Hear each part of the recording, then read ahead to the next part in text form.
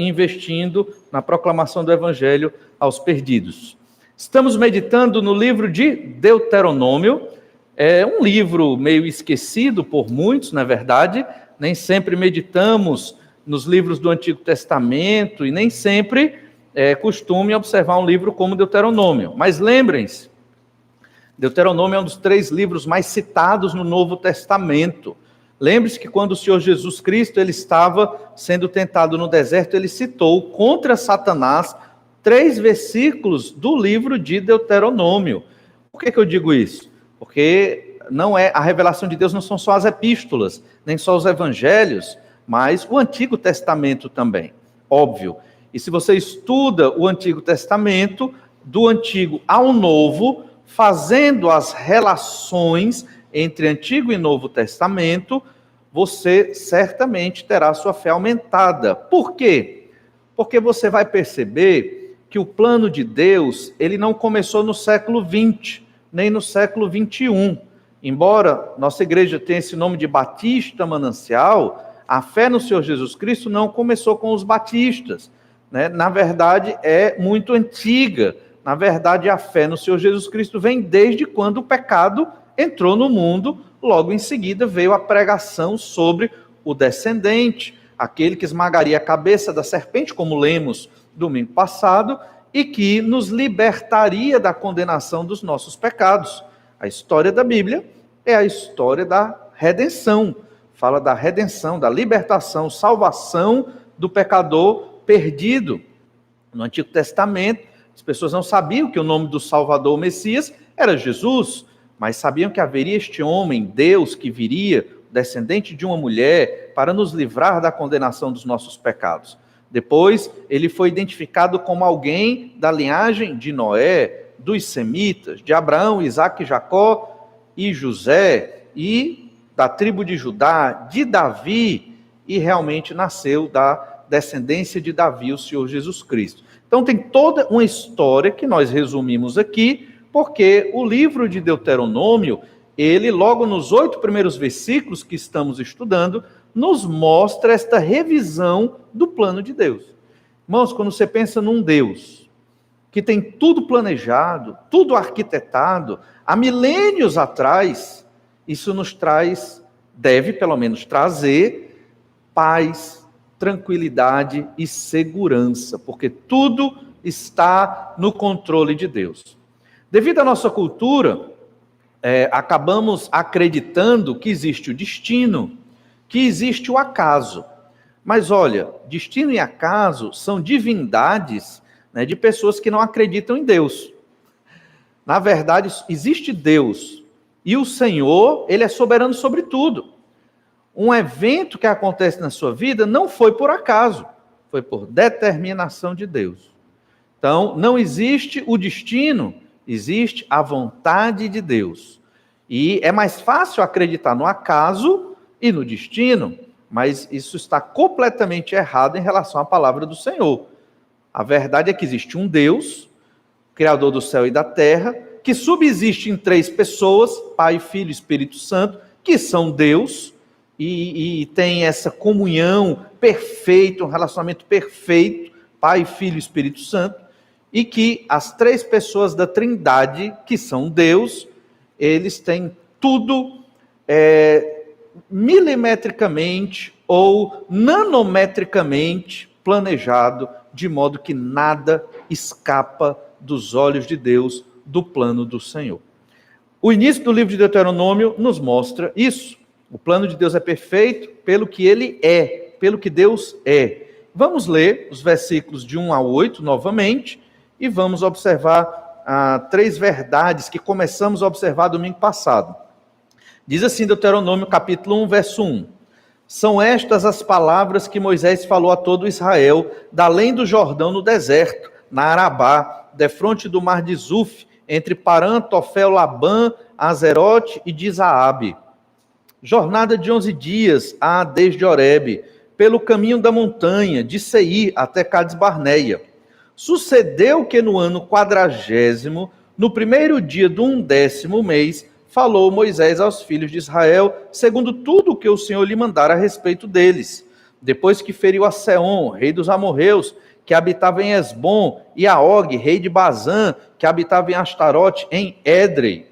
Além do Jordão, na terra de Moabe, encarregou-se Moisés de explicar esta lei, dizendo: o Senhor nosso Deus nos falou em Horebe, dizendo: tempo bastante haveis estado neste monte, voltai-vos e parti, ide à região montanhosa dos amorreus, e a todos os seus vizinhos na Arabá, e a região montanhosa e a baixada, e ao Neguebe, e a costa marítima, terra dos cananeus, e ao Líbano, até o grande rio Eufrates. Eis aqui a terra que eu pus diante de vós. Entrai e possuí a terra que o Senhor com juramento deu a vossos pais, Abraão, Isaque e Jacó, a eles e a sua descendência. Domingo passado, que o nosso Deus é um Deus que cumpre promessas, porque o Senhor prometeu a vinda de um Salvador, e ele veio, e prometeu que ele voltará, e nós estamos aguardando esta maravilhosa promessa. Mas é importante, ao ler a Bíblia, de Gênesis a Apocalipse, que cada um de nós compreenda o poder do Senhor. Deus promete, cumpre. Ele promete certas verdades num dia e cumpre 400, 500 anos depois, mas cumpre. 1000 anos depois, mas cumpre. O Senhor não é homem que se esqueça das suas promessas. Se Deus cumpre promessas que duram séculos para se cumprir, se Deus orienta as nações, os reis, ímpios e crentes, para que o projeto dele se cumpra, como esse Deus não pode cuidar das nossas vidas? Não é verdade? Como o Senhor não tem competência para gerir, né, os nossos relacionamentos, as nossas famílias. Irmãos, tudo está no controle do Senhor. Se nos desesperamos, é porque somos pecadores, falhamos. Mas pela fé devemos crer que tudo está no controle do Senhor. Observando nesse texto, é que nos fortalece nos momentos das dificuldades. É entender que o Senhor é Deus e o plano dele é perfeito. E que nós somos um milímetro de um grão de areia dentro do plano do Senhor. Nós como indivíduos. Mas, ao mesmo tempo que Deus lida com nações, com guerras, com um cativeiro, tantas questões da antiguidade e da modernidade, o Senhor também olha individualmente para mim e para você. É incrível. Só Deus pode fazer isso. Só o Senhor pode libertar o povo do Egito e tratar com o indivíduo, confortar e consolar ao mesmo tempo. Porque Ele é Deus. Ele trabalha na pessoa e Ele trabalha no contexto geral. Tudo isso para que nós compreendamos mais sobre o Senhor e tenhamos fé. E esta fé é que vai nos conduzir a glorificar o nome do Senhor nosso Deus. O Senhor é um Deus que cumpre suas promessas. Vimos domingo passado que o Senhor prometeu um descendente. E observamos na Escritura que esse descendente viria de Noé, viria dos semitas, viria de Abraão, Isaque e Jacó, e como Deus preparou tudo para a chegada deste descendente. Mas antes de Jesus nascer, Deus projetou para a antiguidade, antes de Cristo, um povo que seria um missionário. Israel, o povo de Deus, era um povo missionário. A existência de Israel na antiguidade proclamava a glória de Deus às nações vizinhas que viviam na sua idolatria. E para isso, Deus tinha que dar uma terra para esse povo, Deus tinha que criar esse povo a partir de um crente, Abraão, pecador. Quem lê a história de Abraão, a partir do capítulo 12, sabe que Abraão cometeu pecados difíceis, mas também teve grandes vitórias, como oferecer o seu filho Isaque ao Senhor, mesmo que o Senhor realmente não queria sacrificar Isaque, mas queria que a fé de Abraão fosse testada. Perceba então que um homem pecador, Deus fez a nação de Israel a partir dele, de Isaque, de Jacó, das 12 tribos, como o Senhor cumpriu a sua promessa. Em Josué, Deus deu a terra ao povo. Em Davi, Deus consolidou a descendência. E de Davi, o Senhor faz uma nova aliança, porque de Davi viria o Messias, o Salvador. Agora nós queremos ver uma segunda verdade, que começamos domingo passado, que o Senhor é o Deus da providência. providência significa aquilo que Deus dá, aquilo que Deus apresenta para nós, aquilo que Deus provê para suprir o que precisamos. Seu alimento, sua roupa, seu trabalho, sua moradia, é a providência de Deus. Sua doença, sua tristeza, sua depressão, também é a providência de Deus. Ah, pastor, mas é tão ruim esse lado? Pois é, mas também é providência do Senhor. No aspecto negativo, sim, mas lembre-se, Ele é soberano sobre tudo. O Senhor administra até os pecados dos homens. É uma verdade difícil. Em outro momento vamos estudar mais sobre isso. Queremos até estudar no culto de oração sobre a providência do Senhor. Mas até as coisas ruins que chegam a nós, elas são permitidas pelo Senhor. Não executadas, não aplicadas, porque Deus não faz o mal a ninguém. O Senhor não tenta ninguém, mas o Senhor permite. O Senhor determina. Para quê? Para que nós aprendamos como glorificar melhor ao Senhor. Uma das melhores ilustrações de vida sobre a providência de Deus está lá no livro de Jó, não é verdade? Um homem fiel e temente a Deus, mas que passou por problemas impossíveis. Acho que eu não conseguiria sair são dos problemas que Jó enfrentou, mas no final da vida dele, ele aprendeu mais sobre Deus e conheceu mais sobre o Senhor. O Senhor é o Deus da providência. Nesse texto, observamos Deus providenciando o que é necessário para a nação de Israel. Lemos Deuteronômio verso 1 e 2, onde diz assim: são estas as palavras que Moisés falou a todo Israel, da além do Jordão, no deserto, na Arabá, defronte do mar de Zuf, entre Parã, Tofel, Labã, Azerote e Dizaabe, jornada de 11 dias desde Horebe, pelo caminho da montanha de Seir até Cades-Barneia. Eles estavam numa situação próxima de entrar na terra de Canaã. Eles estavam no Monte Horebe, que é o mesmo Monte Sinai. A jornada era de 11 dias, para que eles chegassem próximo da terra de Canaã. E eles estavam já para entrar na terra de Canaã. Aqui o ano aproximadamente era 1406 a.C., ou seja, faz muito tempo, né? Eles saíram do Egito em 1446 e passaram 40 anos rodando pelo deserto. E então, 1406, chegaram às portas da terra de Canaã. E então Moisés para aqui, numa região chamada as Planícies de Moabe, Campinas de Moabe, na terra de Moabe, que Deus deu à nação de Israel. A princípio, Deus deu para a tribo de Ruben, Gade e a meia tribo de Manassés, do lado leste do Jordão. As outras tribos iriam para o lado oeste do Jordão, e aí teria que haver guerras e conquistas, e aí entra Josué, é o próximo livro, na sequência. No entanto, eles estavam nas planícies, humanamente falando, o que estava acontecendo ali. E Deus usou José. Deus usou tudo de ruim que José passou. Foi maltratado, violentado, no sentido de ser maltratado, vendido, desprezado pelos seus irmãos. Deus o abençoou, foi servir na casa de Potifar, mas lá, mesmo sendo justo e fugindo de uma mulher perversa e adúltera, José foi preso injustamente e foi esquecido na prisão, aproximadamente 2, 3 anos ali, preso injustamente. E José tinha tudo para se revoltar. Isaac e Jacó ali, certamente ele ouvia essas histórias de Abraão e de Isaac, e a promessa de Deus do descendente, ele sabia, e José era crente.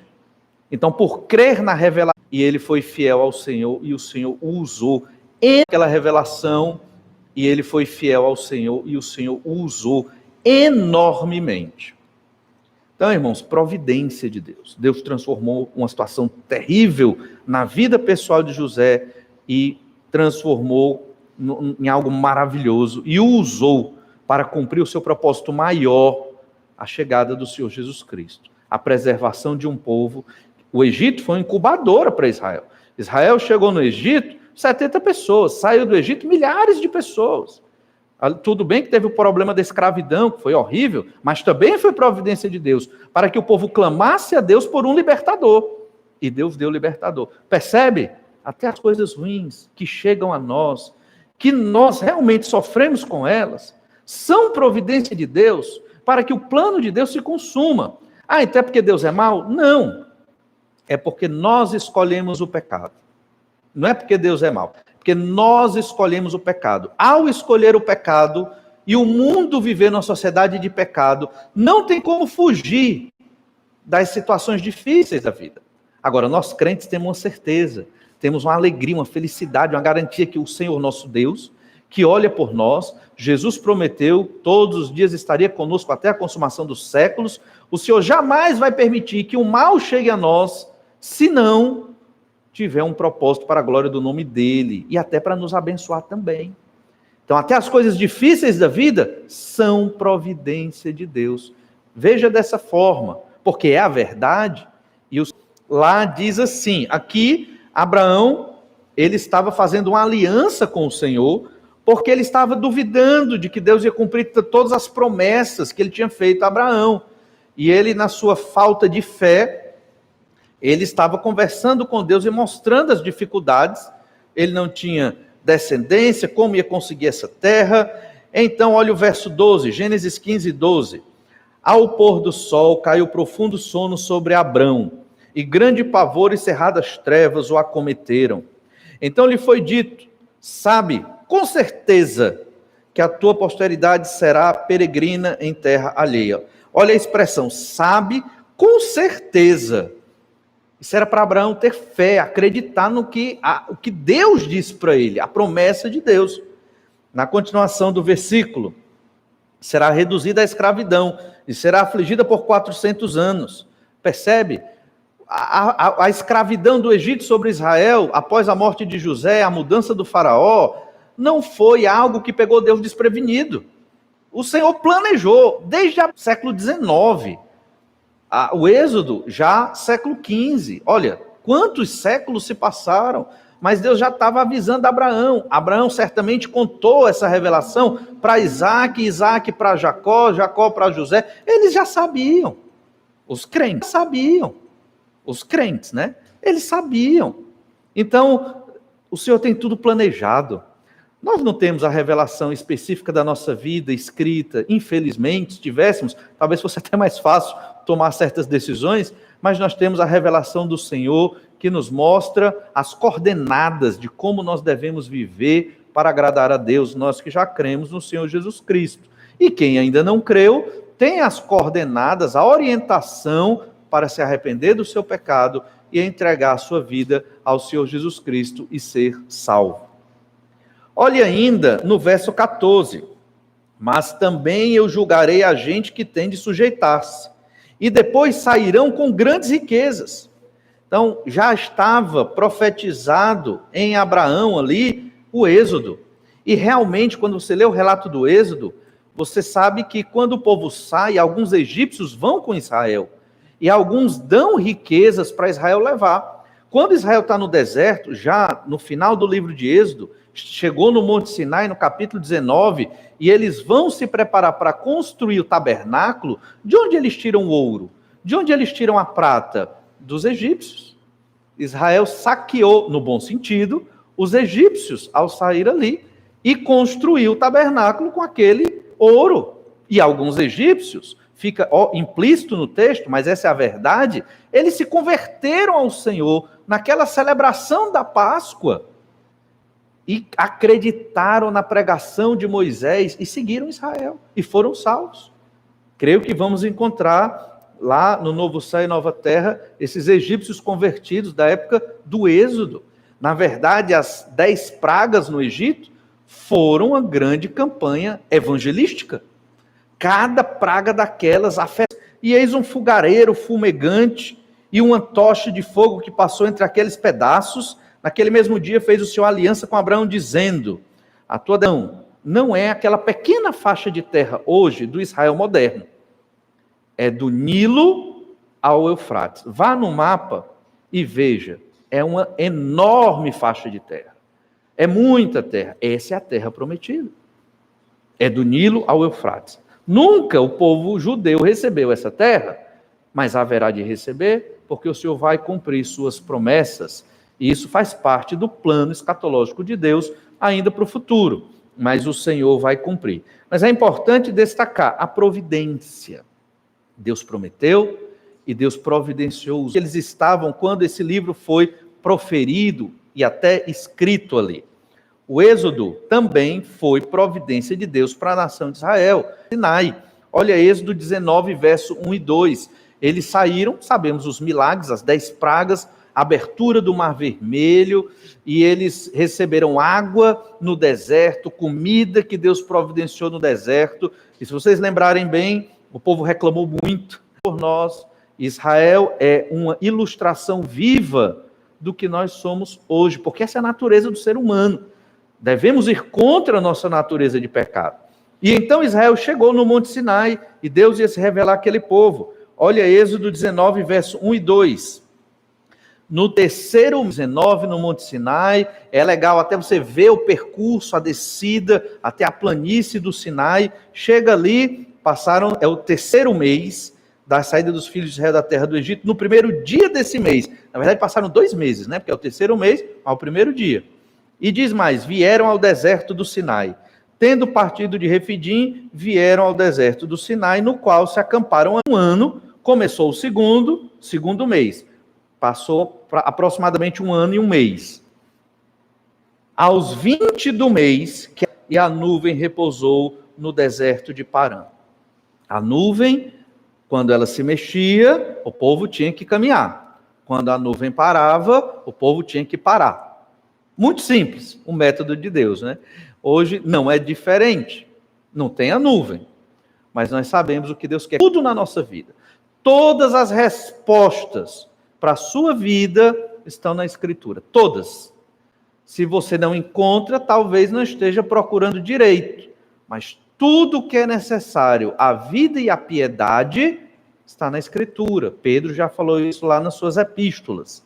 Percebemos então que Israel sai do Monte Sinai em Números 10, 11 e 12. Todo o livro de Levítico é lei. Foi uma lei que foi dada. E então eles saíram para a terra boa mesmo.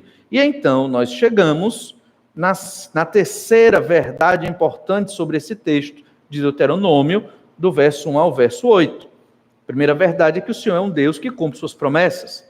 A segunda verdade é que o Senhor é um Deus de providência. Providência em que sentido? Deus provê o que é necessário para a glória dele e para a bênção do seu povo. Até as dificuldades foram importantes. José ser rejeitado e ser preso foi importante como providência para o povo de Israel. A escravidão no Egito foi importante para o povo orar e suplicar por um libertador, e Deus enviar Moisés. O problema que eu enfrento e que você enfrenta tem o seu lugar na sua vida. É importante. Por conta do pecado, só aprendemos assim. Tem crente que mesmo com os alertas de Deus, não quer aprender. Falando do crente, não quer aprender a fazer a vontade de Deus. O que é que acontece? Aí vem um problema maior, vem mais dificuldade, e que você tem que se humilhar diante do poder do Senhor. É assim que o Senhor faz, é assim que Deus age. E a terceira verdade é que o Senhor é o Deus da misericórdia.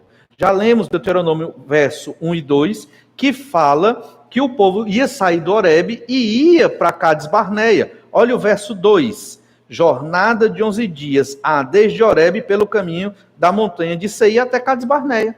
Faltavam 11 dias para eles chegarem e entrar na terra prometida. Mas se você continuar lendo, Moisés vai dizer que durou 40 anos. Por quê? Por que durou 40 anos? Eram 11 dias, no verso 2. Mas nesse mesmo texto, Moisés diz que passou 40 anos para eles entrarem na terra de Canaã. Sabe por quê? Não tiveram fé. Você é crente no Senhor Jesus Cristo. Você pode escolher uma jornada de 11 dias e estar na terra prometida. Se você tiver fé na palavra do Senhor, no plano de Deus. Mas você pode escolher, que é crente, não crer. Não ter fé no que a Bíblia diz. você vai demorar 40 anos. O que é que você escolheria? É óbvio, né? 11 dias de jornada. Mas, irmãos, nós muitas vezes somos como Israel. A Bíblia diz, e eu faço diferente, pai, mas eu não quero obedecer. O pai tem que ensinar o filho, mas o pai é omisso. Por isso que chegam os problemas. Porque nós não obedecemos o que a Bíblia diz. O Senhor quer que leiamos a Bíblia. E aí a gente não lê. Deus quer que tenhamos vida de oração, mas nós vamos resolver os nossos problemas com as nossas forças humanas e não oramos. Então um problema pequeno, que poderia ser rapidamente resolvido entregando nas mãos de Deus, vai demorar 1 ano, 2 anos, 5 anos, 10 anos. Por quê? Porque eu não criei na providência de Deus, na palavra do Senhor. Olha em Números, capítulo 13, uma história triste, mas tão importante para nós. Números 13, verso 27, Israel envia mensageiros, 12 mensageiros, espias, para conhecer a terra de Canaã. Esses mensageiros, eles foram lá com um propósito. Qual o propósito? Traçar uma estratégia de dominação, porque Deus disse que iria dar aquela terra para os descendentes de Abraão, já foi prometido, já tinha sido dado, faltava só pegar. Só que esses mensageiros voltaram com outra ideia, diferente da de Deus. Entende o problema? E aí é o humanismo moderno. Tem o que Deus diz, mas tem o que eu digo. A humanidade diz. Eu vou para o que Deus diz ou para o que a humanidade diz? E aí isso entra na psicologia, isso entra em todo tipo de ciências sociais, isso entra em toda a área da vida humana.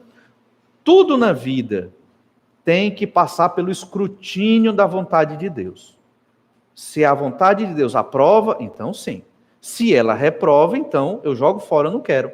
Não pode passar pelo escrutínio humano, no sentido de que a verdade só é verdade quando mataram a Moisés e disseram, os espias, 10 deles pelo menos, fomos à terra a que nos enviaste, e verdadeiramente mana, leite e mel. Este é o fruto dela. O povo, porém, que habita nessa terra é poderoso, e as cidades muito grandes e fortificadas. Também vimos ali os filhos de Anak. Os amalequitas habitam na terra do Neguebe. Os heteus, os jebuseus, os amorreus habitam na montanha. Os cananeus habitam ao pé do rio. Não foi isso que Deus pediu. O objetivo era traçar uma estratégia de dominação, porque Deus mandou. Mas o que é que eles fizeram? O mesmo Deus aqui, de Israel, e opera grandes milagres. Pense na obra missionária. Se você for observar a obra missionária hoje, humanamente falando, ele não quis. O fato é que Deus opera milagres hoje. Basta você querer. Não estou falando de milagre, né, o morto ressuscitar aqui, não. Estou falando de milagre, transformação de vidas, conversão de pecadores, reestruturação de famílias, filhos se tornando obedientes aos seus pais, pais interessados em ensinar o evangelho para os seus filhos, lutando nós todos contra uma cultura mundana e servindo ao Senhor nosso Deus. Esse é o milagre que nós devemos querer de Deus nas nossas vidas para a glória do Senhor. E obviamente, se Deus quiser ressuscitar um morto, ele ressuscita, claro, porque Deus é Deus, né? Olha ainda em Números, capítulo 13, verso 31. Porém, os que com ele tinham subido disseram, não poderemos subir contra aquele povo, porque é mais forte do que nós. E diante dos filhos de Israel infamaram a terra que haviam espiado, dizendo, a terra pelo meio da qual passamos a espiar é terra que devora os seus moradores. Deus disse para a igreja, é para você levar o evangelho aos perdidos, é para você testemunhar do Senhor Jesus Cristo, somos testemunhas, é para termos vida de oração, conhecer a Bíblia, fazer discipulado, ensinar o que Jesus nos ensinou. O que é que a igreja faz? Eu não consigo. Entende? Eu não posso. Pode. O que falta é a fé. É querer. Basta você querer. Fé é isso. Deus deu uma diretriz, uma ordem, uma orientação. Você não precisa sentir vontade. Você precisa querer. É diferente. Você precisa ouvir o que Deus mandou na Bíblia e fazer. Por quê? Porque foi Deus que mandou a igreja ser assim. Nós somos a igreja de Jesus. Nós temos que testemunhar de Jesus. E quando você não é misericordioso, esse povo aqui, que viveu na incredulidade, que não creu na promessa de Abraão, Isaque e Jacó, num Deus que cumpre promessas, todo esse povo morreu no deserto durante os 40 anos. E quando eu penso nisso, eu vejo o quanto o Senhor é sério. Esse povo estava na beira da terra prometida, uma jornada de 11 dias ou menos. Mas eles passaram 40 anos rodando no deserto. E o que é que eles fizeram nesses 40 anos? Enterraram seus mortos. Toda a geração de 20 para cima morreu, porque eles acreditaram nos espias, porque eles quiseram apedrejar Moisés. Só pôde entrar na terra daquela geração Josué e Calebe. Nem Moisés entrou, mas foi por outro motivo. Josué e Calebe foi quem entraram na terra. Perceba como o Senhor é sério. Por quê? Porque ele prometeu desde Abraão, Isaque e Jacó. Ele mostrou o poder dele para providenciar o caminho para chegar na terra de Canaã. Então bastava o quê? Ir. É só ir. O Senhor vai resolver o resto. Ele prometeu. Mas o povo incrédulo não acreditou. Imagine, irmãos, uma família. Aí dessa família, pai, mãe, eles tinham famílias grandes, né? Vou botar aqui 10 filhos, né? Tipo o seu Daniel, que tem 12. 12, né? Olha aí. Perderam 10. E aí com 10 filhos, a família israelita lá, digamos que eles tinham filhos, 5 filhos de 19 para baixo, 5 filhos de 21 para cima. 40 anos, foram crescendo, envelhecendo, aí foi morrendo um. E eles lembrando, porque desobedecemos a Deus. Cavava a cova no deserto, enterrava. Passava 1 ano, 2, morreu outro da família. Por quê? Porque nós desobedecemos o Senhor e não cremos nele. Cavava uma cova, enterrava o outro. Morreu o pai, a mãe e os 5 filhos mais velhos. E os de 19 anos para baixo, de 20 para baixo, eles viram tudo isso. E essa geração, depois dos 40 anos, é que está ouvindo esse sermão aqui. Por isso que Deus é misericordioso. Ele julgou o pecado do povo. Julgou, mas teve misericórdia, porque não destruiu o povo completamente. E deu uma nova oportunidade para o povo entrar na terra de Canaã. Não por Cades Barneia no sul, mas pelas campinas de Moabe, que é onde eles estão aqui, nesse momento aqui. O Senhor tem misericórdia e o Senhor nos abençoa para que nós venhamos a cumprir e participar do plano maravilhoso de Deus. Deus deu uma outra oportunidade para o povo. Houve juízo, houve. E os que entraram na terra ainda passaram 40 anos rodando no deserto. Quem tinha 20 entrou com 60.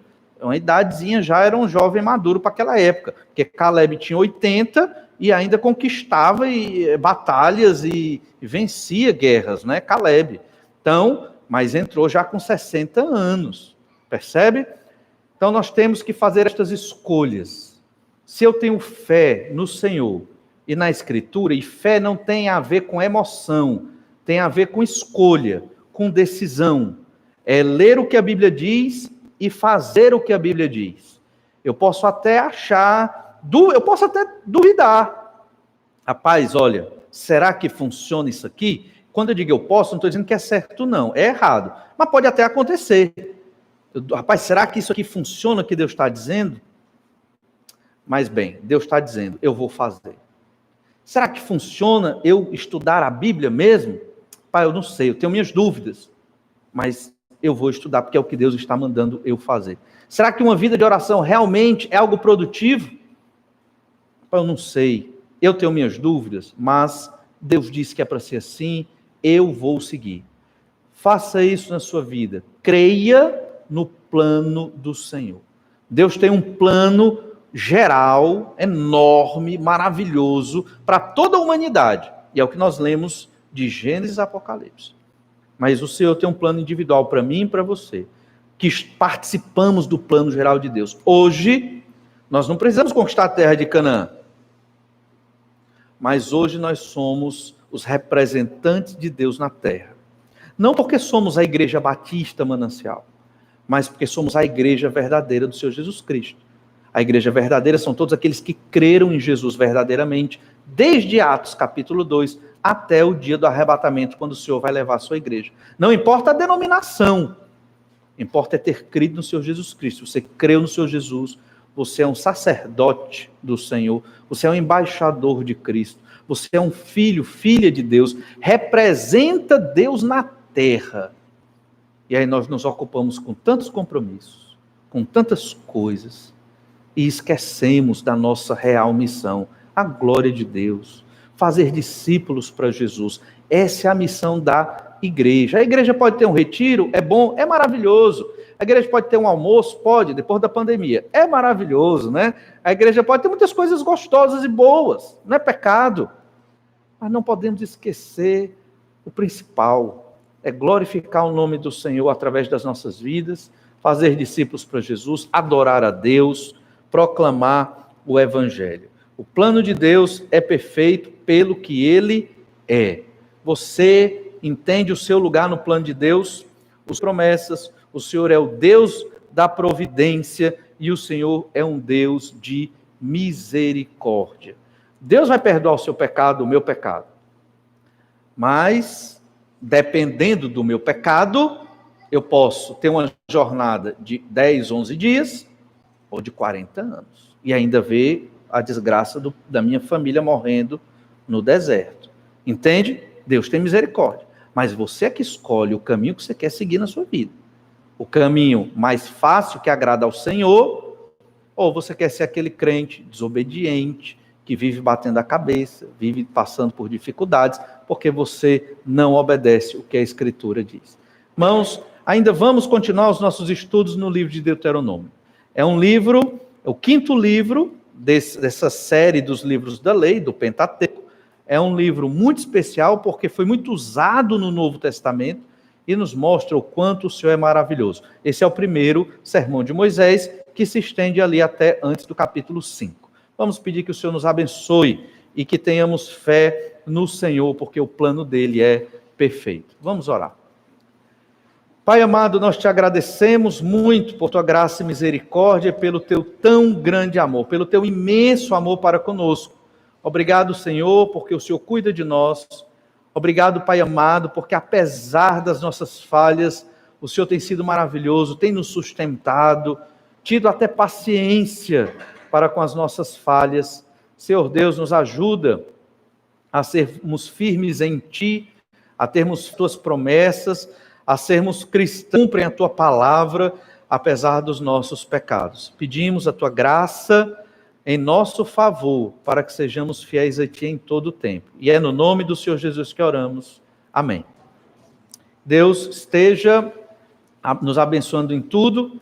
Amanhã estarei indo a João Pessoa para entregar as doações dos irmãos para a família do pastor Sérgio, pastor das nossas igrejas lá na Paraíba, que faleceu pelo Covid, está com o Senhor, graças a Deus. E vamos ali entregar para uma de suas filhas que está grávida as doações e vamos tentar dar alguma assistência àquela família. Ore pela nossa viagem e para que